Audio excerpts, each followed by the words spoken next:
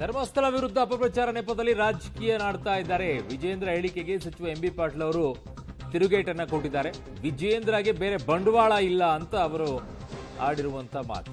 ಅದಕ್ಕೆ ಈಗ ರಾಜಕೀಯ ಬೇಳೆಯನ್ನ ಬೇಯಿಸಿಕೊಳ್ಳಲು ಪ್ರಯತ್ನವನ್ನ ನಡೆಸ್ತಾ ಇದ್ದಾರೆ ಅಂತ ಅವರ ಮಾತುಗಳು. ಮಾಸ್ಕ್ ಮ್ಯಾನ್ ಹೇಳಿದಂತೆ ಅಗೆದರೂ ಕೂಡ ಏನು ಸಿಗಲಿಲ್ಲ.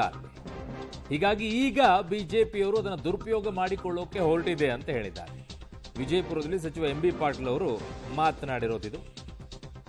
ಸೊ ಧರ್ಮಸ್ಥಳ ವಿರುದ್ಧ ಅಪಪ್ರಚಾರದ ವಿಚಾರದಲ್ಲಿ ಬಿಜೆಪಿಯವರು ಮಾಡ್ತಾ ಇರುವಂತಹ ಧರ್ಮಸ್ಥಳ ಚಲೋ ವಿಚಾರದಲ್ಲಿ ಮಾತಾಡಿದ್ದಾರೆ. ವಿಜೇಂದ್ರ ಮತ್ತು ಅವ್ರ ಪಕ್ಷ ಬಿಜೆಪಿ ಅಧ್ಯಕ್ಷರಲ್ಲ ಅವರು, ಅವರ ಪಕ್ಷ ಮೊದಲು SITಗೆ ಸ್ವಾಗತ ಮಾಡಿದ್ದಾರೆ.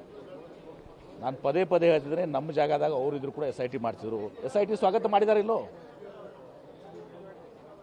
ಸ್ವಾಗತ ಮಾಡಿದ್ದಾರೆ ಇಲ್ಲೋ SIT ಮಾಡಿ? ಈಗ ಏನಾಗಿದೆ, ಅಲ್ಲಿ ಏನೂ ಸಿಕ್ಕಲಿಲ್ಲ ಆ ಮುಸುಕದಾರಿದ್ದು. ಈಗ ಕಡೆಗೆ ಬಂದಮೇಲೆ ಅದರದ್ದು ದುರುಪಯೋಗ ಪಡ್ಕೋಬೇಕು ಅಂತೇಳಿ ಅದರ ಫಾಯ್ದೆ ತಗೋಬೇಕಂತ ಇವ್ರು ಹೊರಟಿದ್ದಾರೆ. ಗೊತ್ತಾಯ್ತಾ? ಅದ್ರ ಫಾಯ್ದೆ ತಗೋಬೇಕಂತ ಹೊರಟಿದ್ದಾರೆ.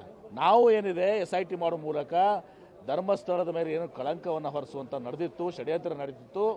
ಆ ಷಡ್ಯಂತ್ರವನ್ನು ಅಳಿಸಿ ಹಾಕಿ ಇನ್ನಷ್ಟು